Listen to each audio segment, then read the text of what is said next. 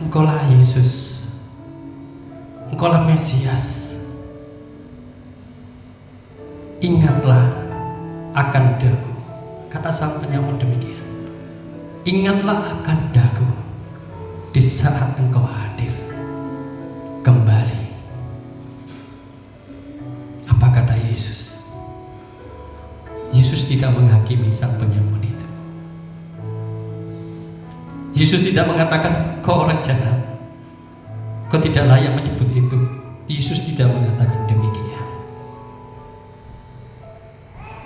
Yesus hanya mengatakan bahwa saat ini juga engkau berada di Firdaus bersama aku. Di situ kita bisa mengambil sebuah hikmah bahwa sekali-kali Tuhan tidak pernah memandang kita. Sekelam apapun dosa, semerah apapun dosa kita, Tuhan tidak hadir sebagai hakim untuk saat ini, tetapi Tuhan hadir sebagai sosok kasih yang menyelamatkan. Amin. Beri kemuliaan bagi Allah kita. Puji nama Tuhan. Kita lanjut pujian selanjutnya.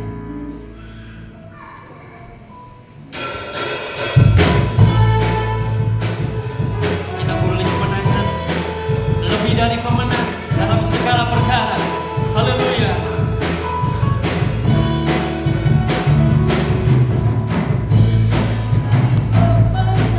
Dalam segala perkara kita dikalahkan oleh kuasa darahnya. Jika Allah di pihak kita, siapa dapat melawan? Kita lebih dari pemenang. Sama-sama bagi berdiri. Kita dari pemenang dalam segala perkara. Kita dikalahkan oleh kuasa darahnya. Jika Allah di pihak kita, siapa dapat melawan? Kita lebih dari pemenang. Katakan haleluya. Haleluya. Kibarkanlah pancinya, Yesus Raja segala raja. Haleluya. Haleluya. Bangkitlah gerejanya, kita lebih dari pemenang. Haleluya. Haleluya. Kibarkanlah pancinya, Yesus Raja segala raja. Haleluya. Haleluya. Bangkitlah gerejanya, kita lebih dari pemenang. Kamu perempuan, lebih dari pemenang dalam segala perkara. Iblis tak dikalahkan oleh kuasa darahnya. Siapa dapat melawan? Kita lebih dari pemenang. Kamu laki-laki katakan lebih dari pemenang. Lebih dari pemenang dalam segala perkara. Iblis tak dikalahkan oleh kuasa darahnya. Jika Allah di pihak kita, siapa dapat melawan? Kita lebih dari pemenang. Sama-sama katakan haleluya. Kibarkanlah pancinya, Yesus Raja segala raja. Haleluya. Haleluya. Bangkitlah gerejanya, kita lebih dari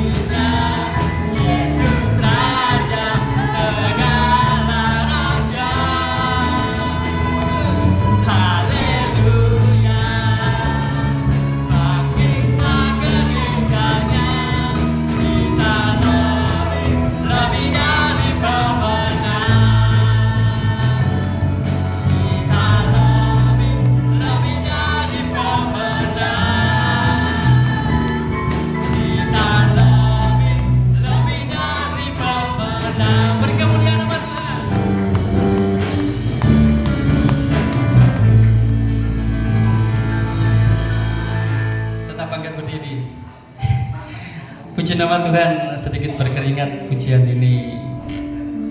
Performnya luar biasa.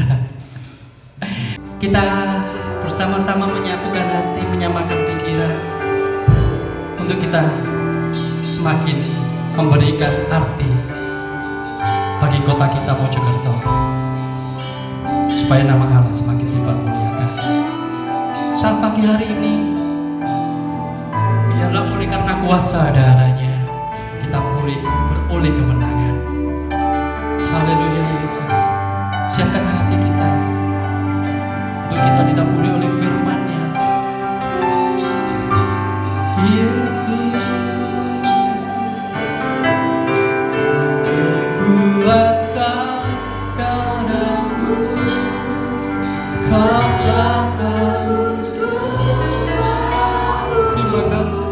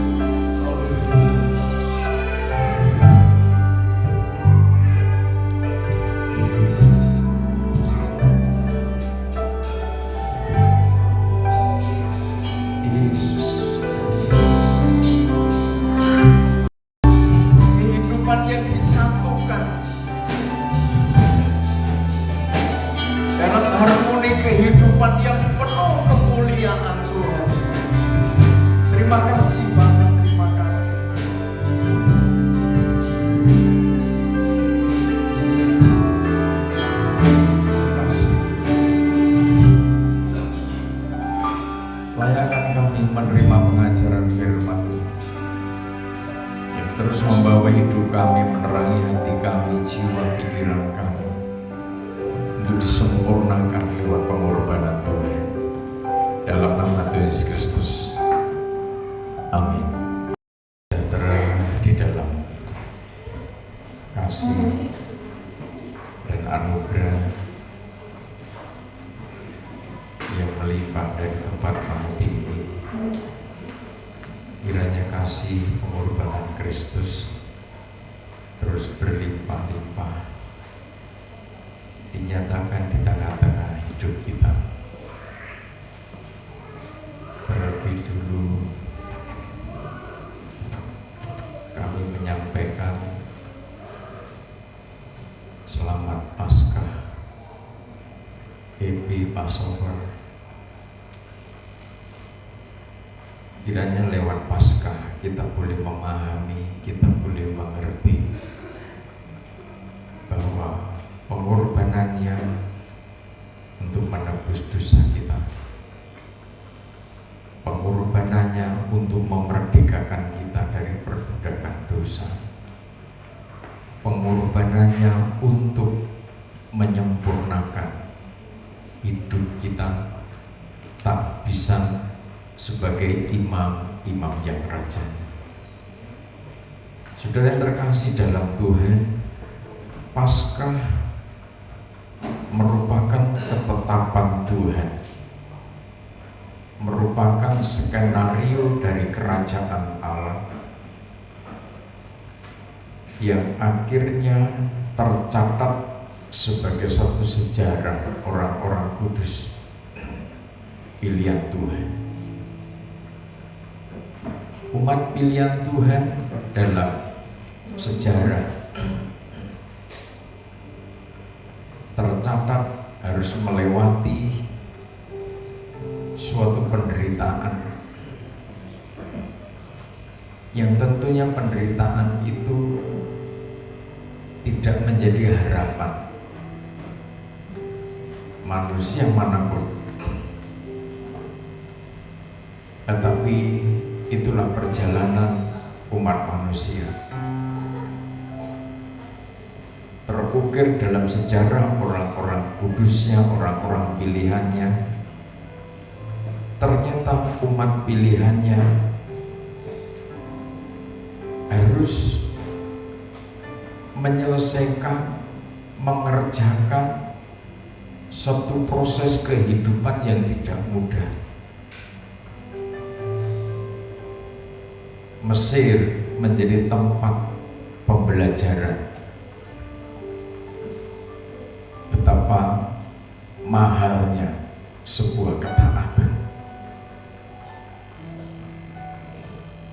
Mesir menjadi pelajaran, menjadi pusat studi betapa sulitnya mempertahankan sebuah eksistensi kehidupan. Tetapi Mesir menjadi pelajaran sejarah. Itu tempat yang mendidik, yang menggembleng umat pilihan Tuhan. Mesir juga menjadi tempat penggemblengan seorang pemimpin, dibekali, dididik dari kecil sampai dewasa, tumbuh sebagai Musa, anak buangan itu, dibekali dengan ilmu kepemimpinan, dibekali dengan ilmu manajerial yang mumpuni untuk membawa umat pilihan Tuhan keluar dari perbudakan.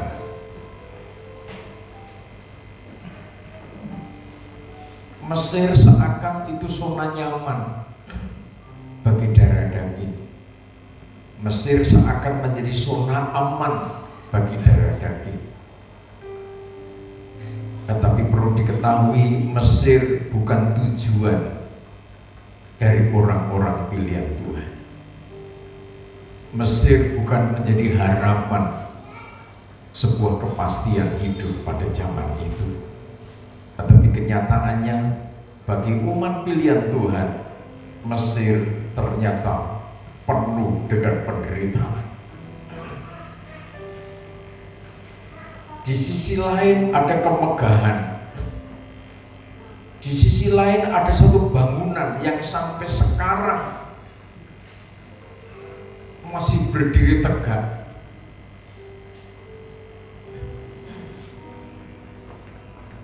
Sebagai bukti sejarah bahwa piramida itu tidak lepas dari perjuangannya, dari perbudakan yang harus dialami umat pilihan Tuhan. Pitom dan Ramses menjadi bukti sejarah tidak lepas dari perbudakannya, dari perjuangannya, dari keringatnya umat pilihan Tuhan. Saudara yang terkasih dalam Tuhan, tiba saatnya Tuhan harus membebaskan umat pilihan Tuhan itu dari keluh kesah, dari rintian, dari ratapan yang setiap saat jeritan hati, perasaannya, jiwanya akhirnya sampai kepada kerajaan Allah. Sementara Musa yang dipungut dari pinggir sungai Nil dibesarkan juga bersamaan di tengah-tengah penderitaan umat pilihan Tuhan. Saatnya Musa mengemban tugas menyuarakan pesan-pesan Tuhan kepada umat Tuhan di Mesir, dan mereka harus dibebaskan, harus keluar dari Mesir menuju ke tanah perjanjian yang dijanjikan Tuhan sendiri. Itu sejarah mencatat. Lewat Paskah yang sudah ditetapkan Tuhan, dan Paskah merupakan permulaan segala bulan. Paskah merupakan permulaan dari segala bulan yang harus dijalani, dirayakan tiap-tiap tahun di tengah-tengah umat Tuhan. Ini ketetapan Tuhan. Paskah itu Tuhan yang menetapkan. Nah, dalam pelaksanaannya juga sudah ditetapkan oleh Tuhan, sudah diatur oleh Tuhan bagaimana ketika korban-korban Paskah yang waktu itu sesuai dengan ketetapan yang tertulis lengkap dalam kitab Imamat. Korban-korban binatang itu harus secara lengkap. Caranya menyembelih seperti apa, caranya makan harus seperti apa, siapa yang boleh makan daging Paskah itu, semua diatur oleh Tuhan. Kita harus pahami ini karena apa? Suatu saat nanti ini Paskah untuk pembebasan bangsa Israel dari perbudakan Mesir. Dan ketika aturan Paskah itu ditaati, mau tidak mau mereka taat kepada suara Tuhan yang disampaikan oleh Musa. Musa seorang yang dipersiapkan khusus di kerajaan, hidup di lingkungan kerajaan. Tetapi kemewahan itu tidak bisa menahan Musa. Fasilitas itu tidak bisa menekan Musa untuk tetap diam menikmati nikmatnya istana, nikmatnya keinginan daging, nikmatnya keinginan rasa. Musa harus bertugas menyampaikan pesan Tuhan kepada bangsa pilihan Tuhan itu. Sekali dua kali mereka tidak mau keluar dari Mesir. mereka sudah nyaman dengan kerjaannya, mereka sudah nyaman dengan kondisi seperti itu. Tetapi setelah sekian kali, maka mereka harus merayakan Paskah. Lewat Paskah yang ditetapkan Tuhan itu, mereka punya kekuatan untuk berangkat keluar dari Mesir. Bahkan Fir'aun yang waktu itu menghalang-halangi, setelah sekian kali, maka Fir'aun mengizinkan Musa beserta bangsa Israel keluar dari Mesir, termasuk perbekalan yang harus mereka perlukan sepanjang perjalanan. Mereka boleh bawa. Banyak orang-orang Mesir yang memberikan kekayaan, harta benda, emas, perak, batu permata. Saudara bisa bayangkan, akhirnya Israel di tengah perjalanan bisa membangun tabernakel, di mana perabot-perabot bahan bakunya terbuat dari emas, perak, batu permata. Ada kayu juga, memang ada kain, yang semua bagus-bagus. Mungkinkah orang-orang yang diperbudak tanpa gaji punya permata?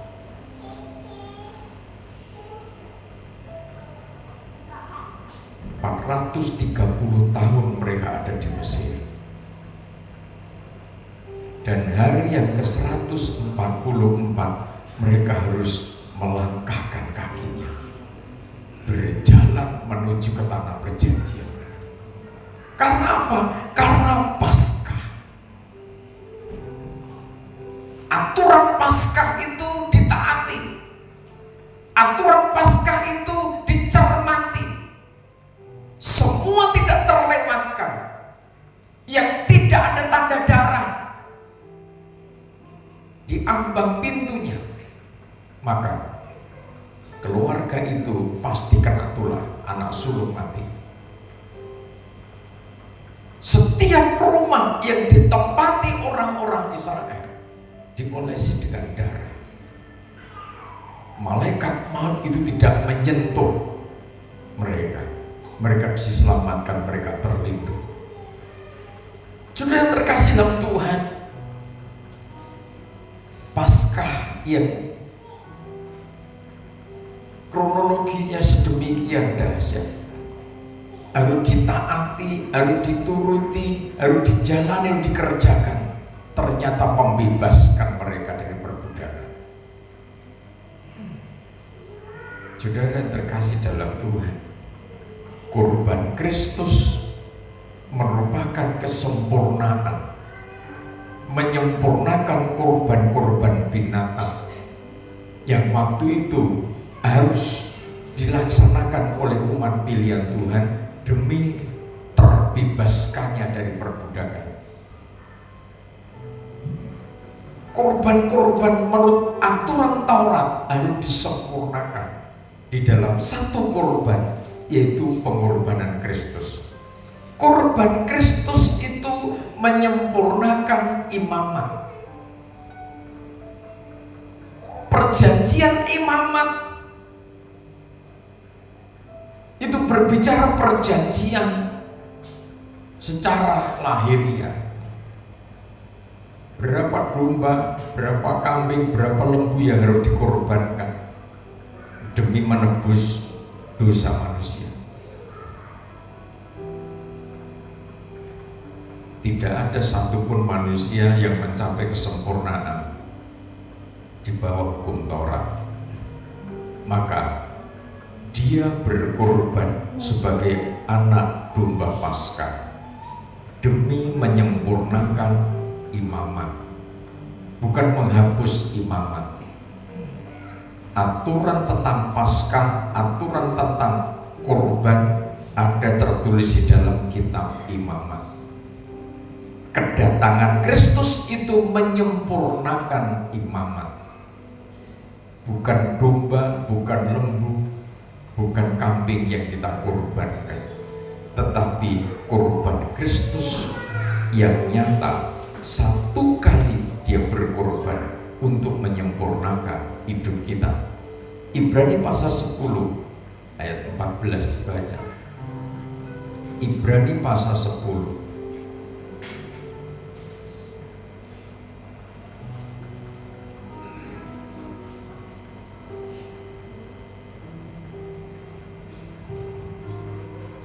Ibrani pasal 10 ayat 14.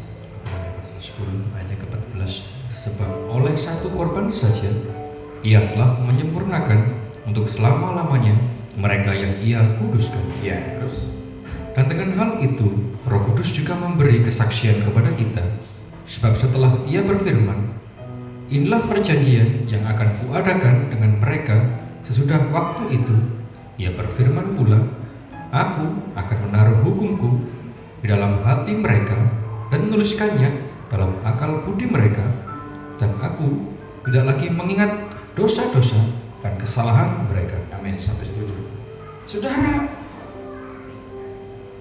dalam satu korban, lewat pengorbanan Kristus sendiri, sudah menyempurnakan dari perjanjian imamat.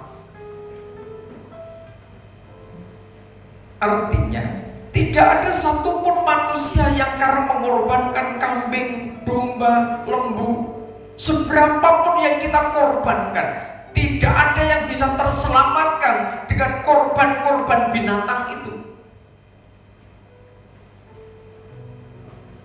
Tetapi skenario kerajaan Allah, maka dia harus hadir demi menyelamatkan manusia dari perbudakan dosa. Manusia yang diperbudak dosa, manusia yang diperbudak oleh keinginan hawa nafsunya, harus dibebaskan, harus diperdekakan. Bukan dengan korban-korban binatang, tetapi lewat pengorbanan Kristus sendiri sebagai anak domba Paskah. Kita dikuduskan, kita diampuni. Ini kedatangannya yang pertama. Nanti dia akan datang yang kedua kali untuk menyempurnakan, memberikan kemuliaan bagi gereja, organisme tubuh Kristus. Oleh sebab itu, betapa dahsyatnya pengorbanan Tuhan. Paskah yang pertama ditetapkan Tuhan untuk menyelamatkan bangsa Israel dari negeri perbudakan, yaitu dari Mesir.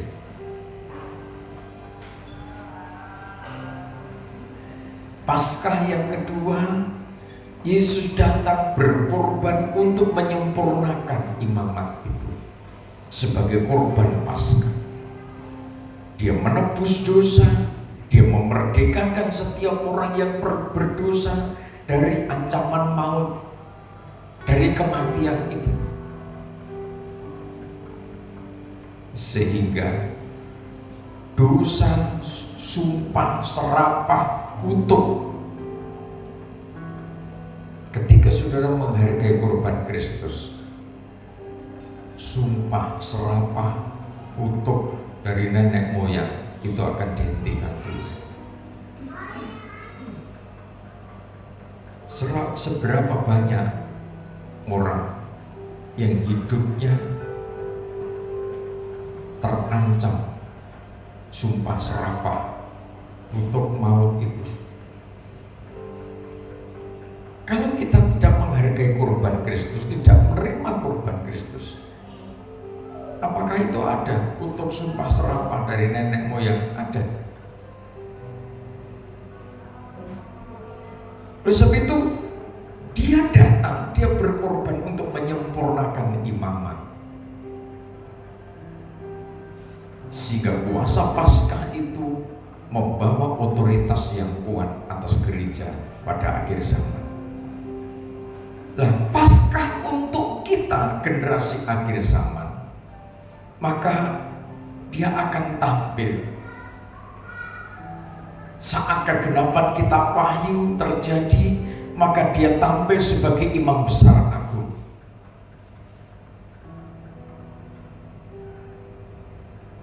Dengan darah pengorbanannya sendiri, dia menyucikan ketujuh jemaat, representatif dari gereja akhir zaman. Ketujuh jemaat itu masing-masing ada kelebihan, masing-masing ada kekurangannya. Tetapi Tuhan menetapkan 7 kali percikan darah untuk gereja-gereja pada akhir zaman. Kalau itu ditolaknya, maka gereja tidak punya kesempatan lagi untuk meraih kemuliaan. 7 kali percikan darah yang dikerjakan oleh imam besar agung, yang dipercayakan kepada imam-imam, kepada gembala-gembala jemaat, malaikat jemaat yang ditugaskan, digambarkan laksana bintang-bintang yang digentangkan kanan Allah. Mereka menyucikan, tampil sebagai imam besar di tengah-tengah umat Tuhan. Dalam otoritas imam besar agung, maka ke-7 jemaat harus diselesaikan. 7 jemaat harus menghargai korban Paskah. 7 kali percikan darah itu harus diterima. Penyucian dan pendamaian itu harus diterima. Ingat, Paskah itu ditetapkan oleh Tuhan. Ingat, Paskah itu ada timer yang tidak bisa diubah oleh manusia. Kalau Tuhan sudah menetapkan malam ini juga harus siap-siap keluar dari Mesir, maka ketetapan Tuhan itu tidak bisa diganggu-gugat oleh siapapun. Demikian juga pada akhir zaman, ketika Tuhan sudah menetapkan saat kegenapan kitab Wahyu terjadi, tidak ada yang bisa menolaknya. Mungkin banyak orang yang tidak senang dengan tampilnya seorang gembala, tampil sebagai imam yang di backup langsung oleh imam besar agung.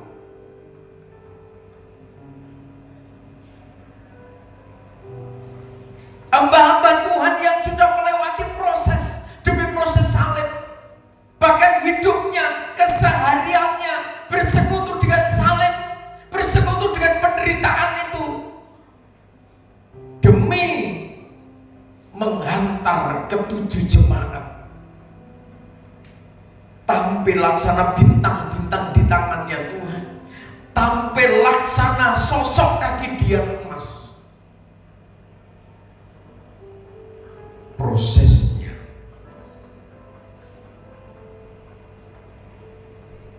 pelajarannya, pengajarannya, penempaannya sulit untuk dipahami oleh orang-orang yang tidak mendapat anugerah dari Tuhan. Bersyukur kalau sampai saat ini saudara masih mengerti, masih memahami dan terus belajar berjuang bagaimana bersekutu dengan salib itu. Setelah melewati 7 kali percikan darah, maka gereja Tuhan pada akhir zaman harus masuk dalam kegerakan demi kegerakan. Mereka diperlengkapi dengan 7 perkara. Kalau Israel keluar dari Mesir, mereka diperlengkapi dengan harta benda, dengan kuasa Paskah itu. Mungkinkah saudara keluar dari perbudakan dosa terus melarat tidak punya apa-apa?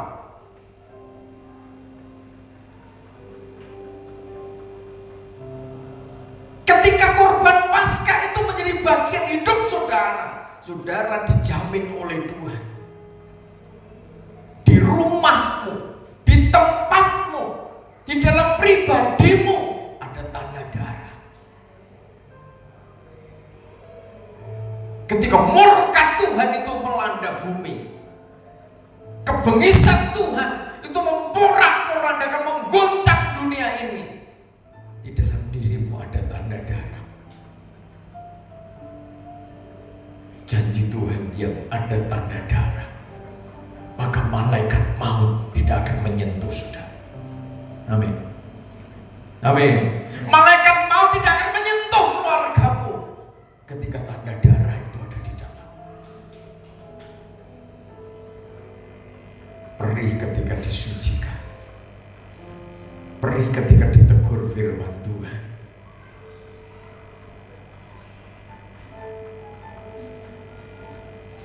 Tidak terima ketika sudah dikoreksi firman Tuhan. Tuhan tahu persis proses seperti itu. Dia pernah menjadi manusia. Bagaimana dia harus menerima cawan penderitaan itu, sehingga dengan santunnya dia katakan, sekiranya Bapa mau ambil cawan ini daripadaku.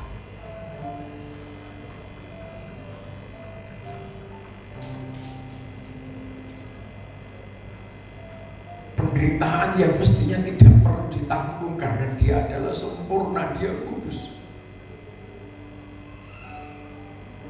Penderitaan yang mestinya dia tidak harus alami, tetapi demi membebaskan umat kekasihnya, maka dia harus teguk cawan penderitaan itu. Dia harus terima apa adanya. Dia ngerti ketika dia katakan, sekiranya Bapa mau ambil cawan ini daripada. Dia ngerti Bapa tidak mungkin mengambilnya.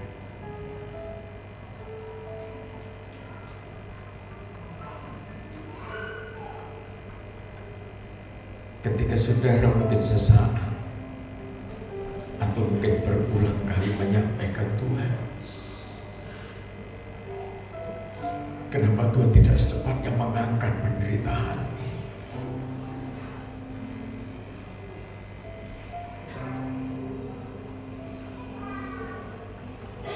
Bersyukur ketika saudara ngerti maksudnya Bapa. Biarlah kehendak Bapa yang terjadi atas hidup.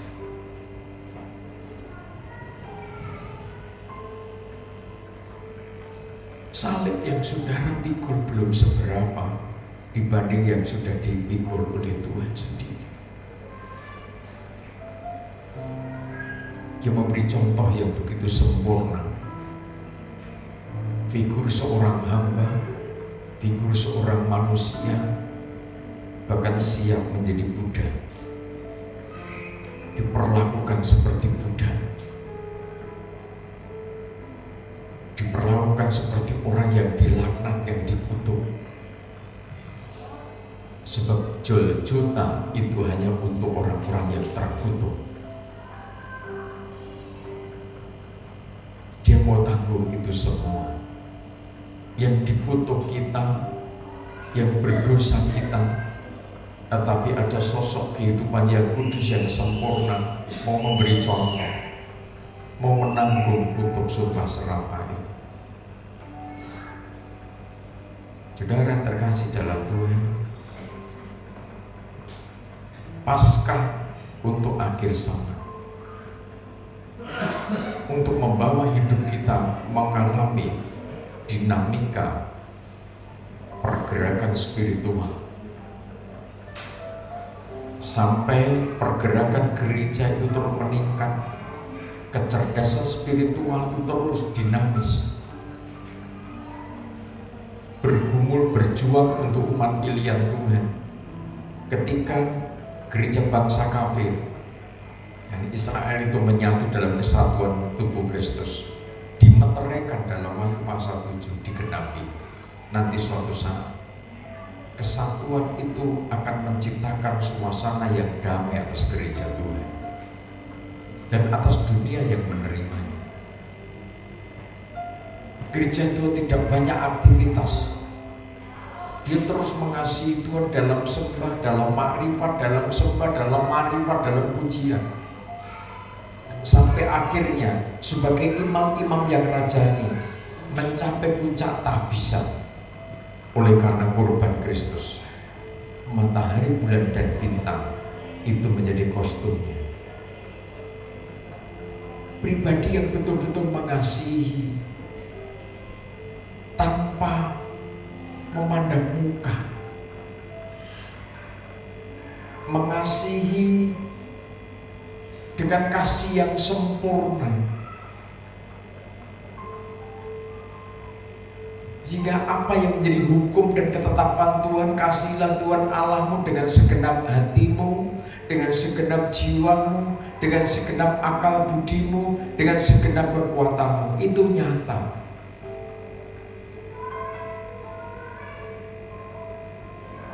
Saudara boleh sekarang mengatakan lebih sayang dengan anak ini,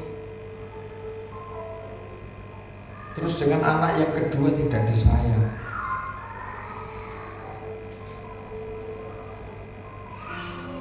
Boleh, aku sayang dengan jemaat yang ini. Seorang gembala biasanya ada juga yang masih belum matang. Aku sayang dengan keluarga yang ini, sementara dengan keluarga yang lain, sise dan lain sebagainya, kurang disayang. Mungkin jemaat itu terlalu tidak taat, terlalu keras kepala, terlalu bandel. Saudara yang terkasih dalam Tuhan, dia berkorban untuk yang keras kepala, dia berkorban untuk yang keras hati, dia berkorban, dia sayang, dia mendoakan kepada pemberontak-pemberontak, disalib, disamakan dengan penyamun, disamakan dengan pemberontak.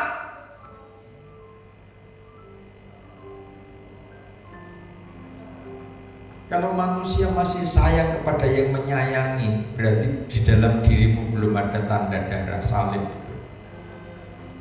Ketika saudara sayang kepada orang yang tidak sayang kepada saudara, disitulah ada darah Kristus. Itulah Paskah. Setan pun bisa ketika ada orang sayang dengan saudara, hormat dengan saudara, saudara ganti menghormati. Setan bisa menciptakan begitu.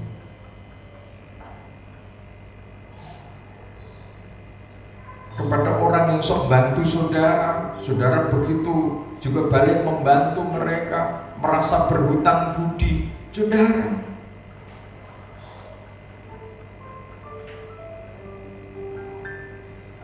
apa yang sudah saudara berikan sehingga Tuhan hutang budi kepada saudara? Jika dia mau mati di kayu salib, apakah itu satu tindakan hutang budi kepada saudara?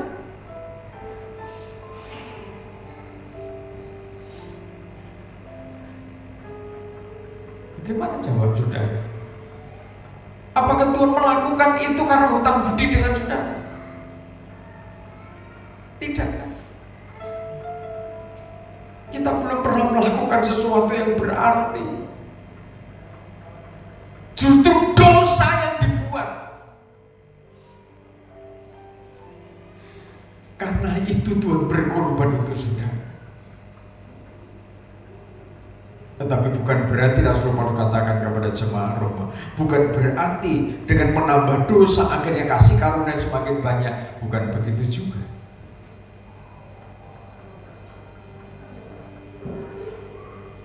Kita yang berdosa, dia rela berkorban supaya kita dibebaskan. Ketika kita sudah dimerdekakan oleh korban Kristus, jangan menyalahgunakan kemerdekaan itu untuk sesuatu yang sia-sia. Amin. Artinya pesan Tuhan kepada perempuan-perempuan Yerusalem, kepada Maria Magdala, jangan diulangi lagi.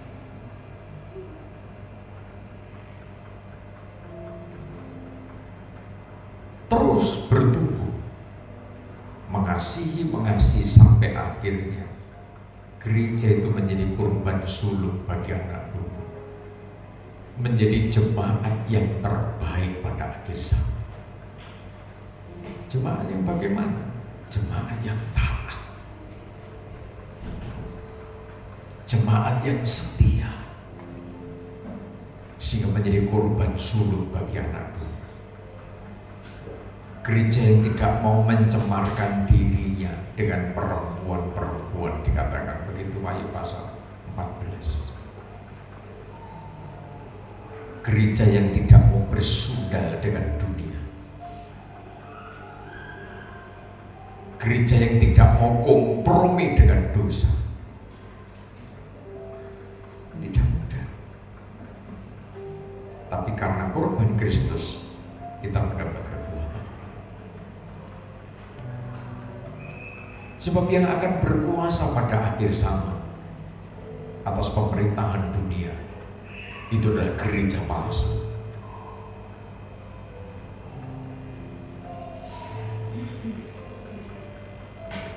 Gereja palsu, gereja perempuan sundal Babil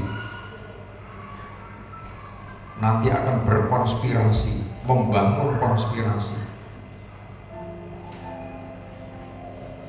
dengan pemerintah-pemerintah dunia.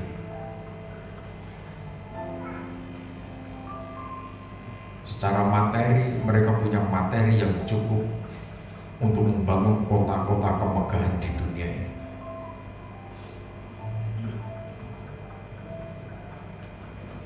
Jangan pikir negara-negara yang kelihatannya agamis banget, yang kelihatannya sakral banget, yang kelihatannya terlalu taat pada aturan agama, satu saat justru akan menjadi sumber malapetaka pada akhir zaman.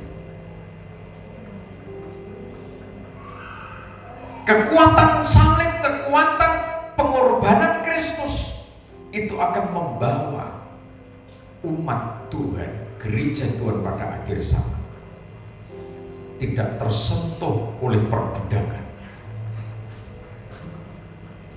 Kekuatan salib itu akan menyempurnakan tahbisan saudara. Kekuatan salib itu akan membawa saudara dalam kemenangan sampai pada titik kelima Wahyu pasal 19. Gereja Tuhan dinyatakan siap sedia menyambut kedatangannya yang kedua. Setelah melewati proses panjang, setelah keluar dari padang belantara pengungsian, gereja masuk padang belantara pengungsian itu juga oleh karena kekuatan Paskah. Sebab itu proses demi proses, demi penyelenggaraan Paskah itu harus kita pahami, itu harus kita mengerti. Nanti disiapkan Yesaya pasal 53. Ketika kita hidup di bawah salib, di sana ada kekuatan, di sana ada kemenangan. Sudah bisa bayangkan bagaimana pedihnya, bagaimana perihnya proses kehidupan itu. Tetapi di balik itu semua, ketika kita menerima kehadiran darah pengorbanan Tuhan, kita fokus memandang tubuh Kristus yang terluka itu, maka di bawah salib Kristus itu ada roh belas kasihan, ada kekuatan yang luar biasa.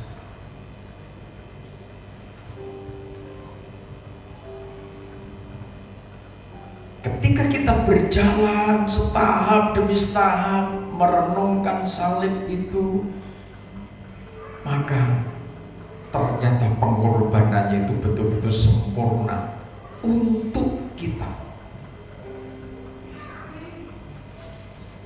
Pengorbanannya itu sempurna untuk perlindungan keluarga saudara, untuk pekerjaan saudara, untuk karir saudara sebagai imamat yang rajani, untuk karir saudara sebagai suami, sebagai istri, sebagai anak-anak. Saudara ada dalam posisi itu karena salib Kristus.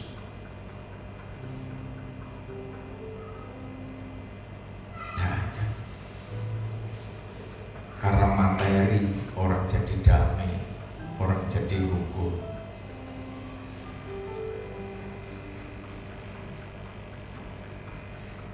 Kalau karena materi keluarga jadi rukun, anak bos-bosnya miliarder dunia itu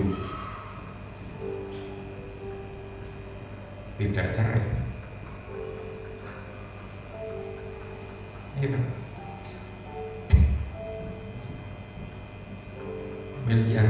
Miliarder dunia, kenapa berpisah dengan istrinya? Mereka pegang uang 75% keuangan dunia di tangannya. Kenapa uang tidak menjadikan keluarga sejahtera, keluarga damai?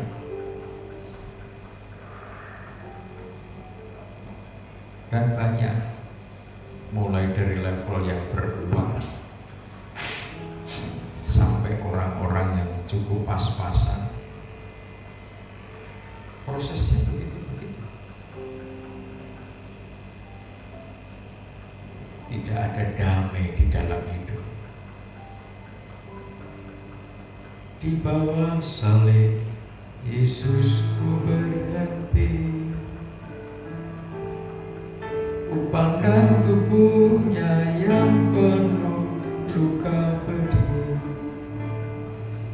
telah tersiksa bagiku yang berdosa ini. Layakkah aku dapat belas kasihan? Dialah anak domba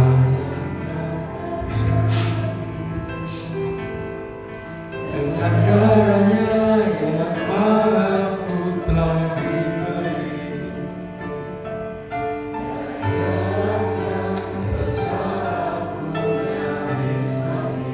Amin.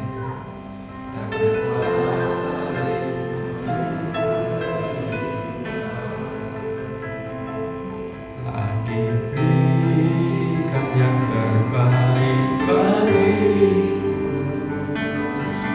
rela saling menggantikan diriku. Dia menebus kekasih jiwaku, mempelai yang sungguh mengasihiku. Ku ingat harga yang terbayar saat Dia menjadi penebusku. Ku relakan hidupku bagi Yesus, sebab yang terbaik telah diberikan padaku. Kalau kita renungkan sampai saat ini, Dia memberi kelegaan, Dia memberikan keringanan, Dia memberikan kesembuhan, Dia memberikan pemulihan, Dia memberikan kemenangan, Dia melindungi kita. Bahkan Dia juga naik ke surga menyediakan tempat bagi kita kelak setelah kita selesai tugas di bumi.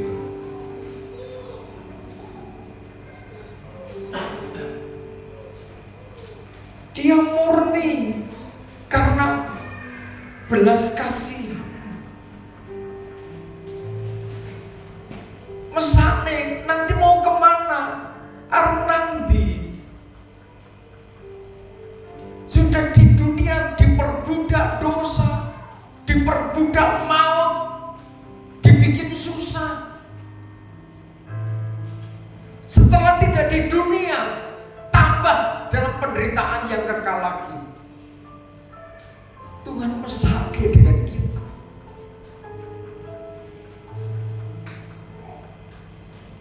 Jadi ketika kita melayani Tuhan, ketika kita melakukan sesuatu, aktivitas apapun di tengah-tengah keluarga, saudara sebagai istri, saudara sebagai suami, sebagai anak-anak, jalani semua sesuai dengan aturan firman. Karena apa? Karena Tuhan sudah memberi yang terbaik untuk saudara. Amin. Bukan karena suamimu memberi yang terbaik untukmu, bukan karena istrimu sudah memberi yang terbaik untuk saudara. Lakukan yang terbaik untuk istrimu, untuk anakmu, untuk suamimu, karena Tuhan sudah memberi yang terbaik untuk saudara. Itu hukumnya. Saudara akan lakukan secara all out untuk keluargamu ketika saudara tunggu dulu apa yang Tuhan mau. Tunggu dulu apa yang istri berikan. Tunggu dulu apa yang suami buat. Baru aku akan lakukan. Bukan seperti itu aturannya. Lakukan semua yang terbaik, lebih-lebih untuk Tuhan. Karena Tuhan sudah terlebih dahulu memberi yang terbaik untuk kita. Ketika kita tidak bisa melakukan sesuatu, ketika sudah tidak bisa berbuat sesuatu, waktunya cukup terbatas. Selagi masih ada ruang waktu untuk Tuhan menerima, untuk Tuhan menjangkau saudara, lakukan yang terbaik untuk Tuhan. Ayat pertama Yesaya 53. Yesaya pasal 53 ayat yang pertama. Siapakah yang percaya kepada berita yang kami dengar, dan kepada siapakah tangan kekuasaan Tuhan dinyatakan? Ya, ini pasal 52 ayat 13. Itu dikatakan sesungguhnya hambaku akan berhasil. Ia akan ditinggikan, disanjung dan dimuliakan. Yesaya sebagai seorang hamba Tuhan, sebagai seorang nabi harus menyampaikan berita dari kerajaan Allah untuk umat Tuhan. Mama, kita tahu mama setengah ragu percaya atau tidak, sehingga dia katakan, siapakah yang percaya kepada berita yang kami dengar, dan kepada siapakah tangan kekuasaan Tuhan dinyatakan. Katanya mau berhasil, katanya mau ditinggikan, katanya mau masuk ke gerakan pembangunan tubuh Kristus pada akhir zaman. Tapi prosesnya seperti ini. Saudara jangan terkecoh dengan proses. Sebagai tarok yang tumbuh di hadapan Tuhan, Dan sebagai tunas dari tanah kering, ia tidak tampan, dan semaraknya pun tidak, ya, dan semaraknya pun tidak ada, sehingga kita memandang dia, dan rupa pun tidak, sehingga kita menginginkannya. ya terus Ia dihina dan dihindari orang, seorang yang penuh kesengsaraan dan yang biasa menderita kesakitan.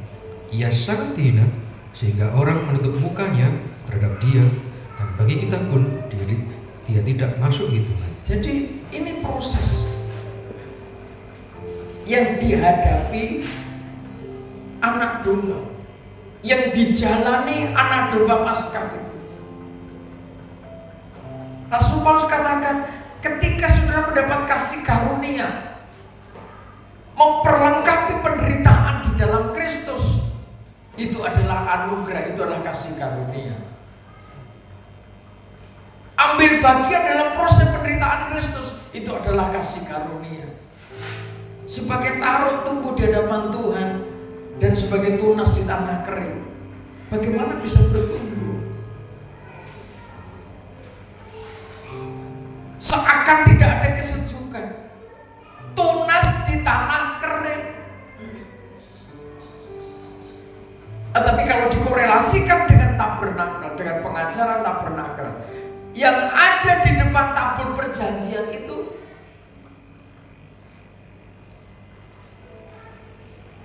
taruk tumbuh di hadapan Tuhan.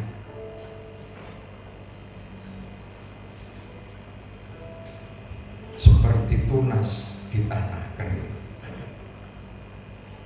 kalau kita bersekutu dengan salib Tuhan,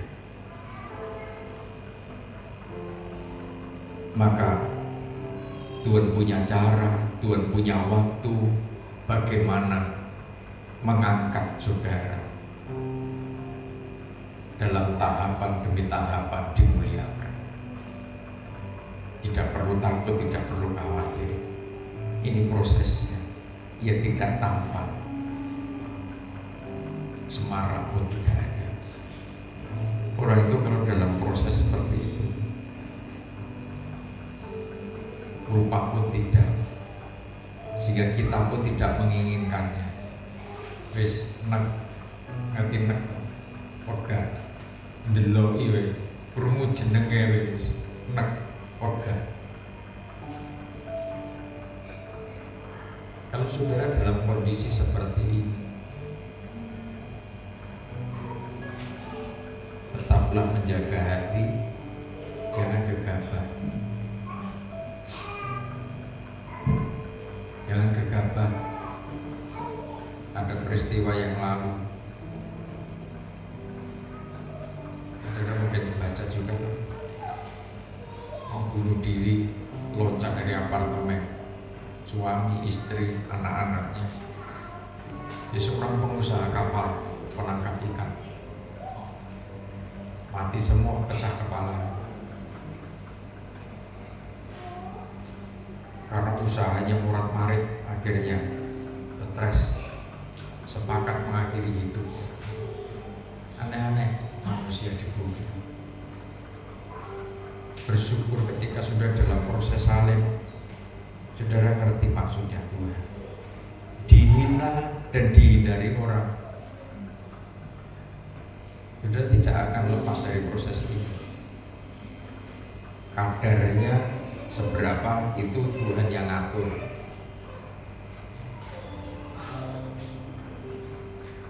Mungkin sepertinya tidak ada masalah, tidak ada apa-apa, itu orang memfitnah saudara, orang mengucilkan saudara, orang a priori dengan saudara, orang tidak percaya dengan saudara, dihina, dihindari orang, layaknya sampah yang menjijikkan. Tapi kalau hatimu masih ada Kristus, ada darah Kristus di situ, itulah proses salib. Jangan karena hina karena dosa, jangan hina karena melanggar hukum.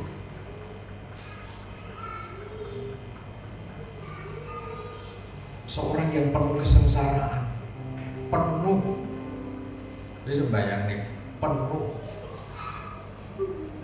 Bukan seorang yang sengsara, tapi tambah penuh kesengsaraan. Sudah sedang dibawa ke peristiwa seperti ini, wilayah ini, jalani dengan baik.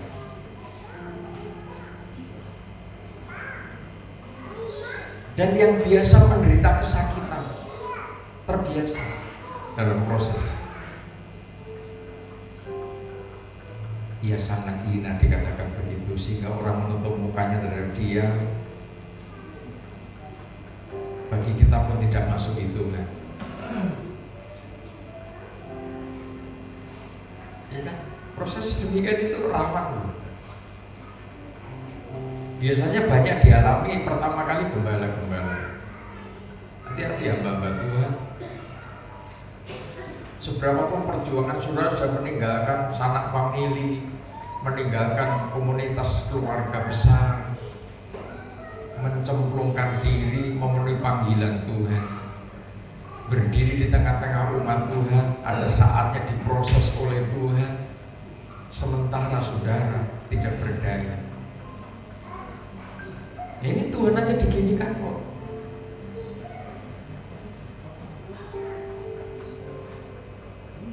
Banyak hamba-hamba Tuhan yang depresi karena apa? Jemaat yang diperjuangkan justru memberontak. Jemaat yang diperjuangkan tidak menghargai. Gembala itu tidak masuk dalam hitungannya. Padahal itu sistem kerajaan surga. Jemaat harus hidup dalam penggembalaan. Jemaat tidak bisa liar sakarpe dhewe, noto uripe dhewe. Mulai saat ini lewat korban Paskah ini saya tekankan, jemaat kalau pengen selamat harus tergembala. Hamba-hamba Tuhan dimanapun saudara berada, saudara menegaskan, jemaat yang pengen selamat pada akhir zaman harus tergembala pada firman pengajaran yang di dalamnya ada 7 kali percikan darah, ada penyucian dan pendamaian, ada pengajaran firman Allah yang terus membawa hidupnya, menempa hidupnya, dipersiapkan menjadi sosok kaki dia. Ayat 4, tetapi sesungguhnya penyakit kitalah yang ditanggungnya dan kesengsaraan kita yang dipikulnya. Ya, Padahal kita mengira dia kena tulah, ya. dipikul dan ditindas Allah. Ketika seorang gembala itu dalam proses salib, seorang gembala dinilai gagal, seorang gembala dinilai tidak bisa melakukan sesuatu, maka seorang pemimpin umat yang sedang digiring Tuhan memasuki proses salib, ada saatnya memang tidak bisa berbuat sesuatu. Kesengsaraan kita dipikul. Berdoa, bergumul, tetap menjaga hatinya, tetap kudus, sehingga doa untuk umat itu diperhatikan oleh Tuhan. Jangan ada yang mengira, jangan ada yang menghakimi, oh gembala kena tulah, pendeta kena tulah.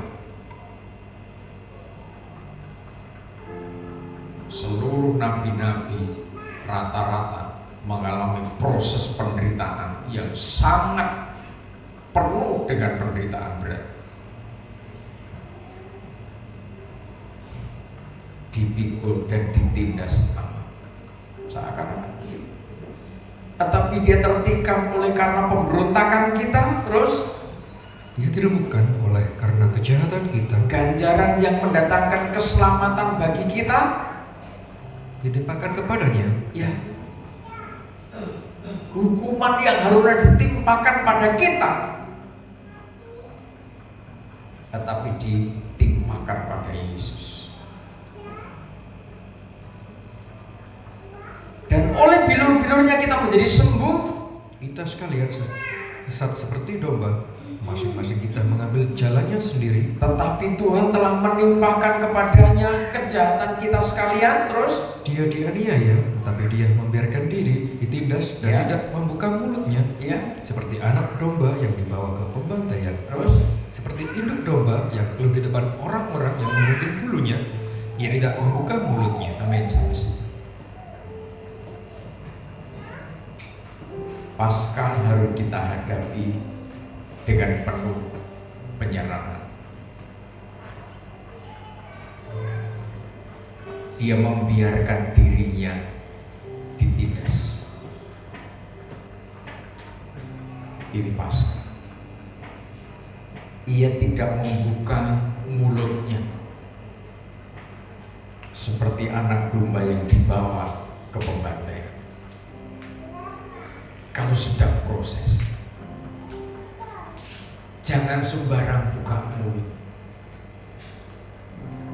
Bahkan dia memberi contoh dalam masa-masa proses yang semakin berat, dia tidak membuka mulut.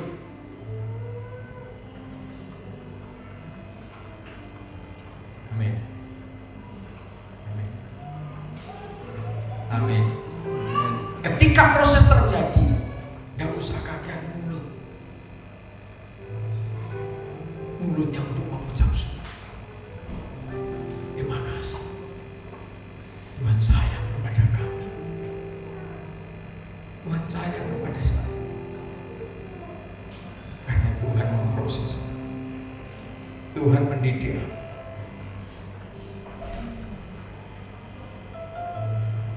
Sebab itu di hari yang berharga, di hari yang agung, di hari yang sakral, saya tegaskan kembali,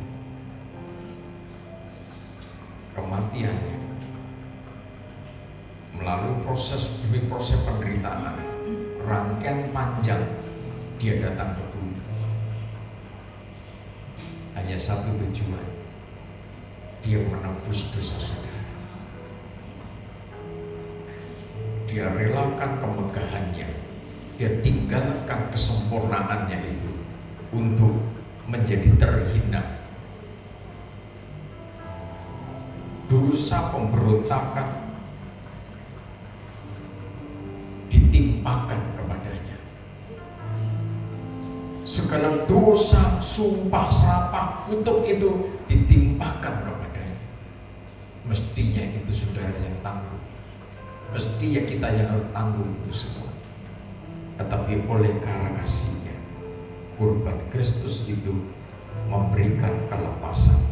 Kurban Kristus itu memberikan pembebasan. Kurban Kristus itu menyempurnakan tahbisan imaman saudara sebagai imam-imam yang raja. Ketika saudara memahami ini semua, tidak perlu takut, tidak perlu khawatir. Segala kutuk, segala maut tidak akan menyentuh saudara. Sebab di dalam dirimu ada salib Kristus, ada darah pengorbanan Kristus. Tuhan Yesus memberkati.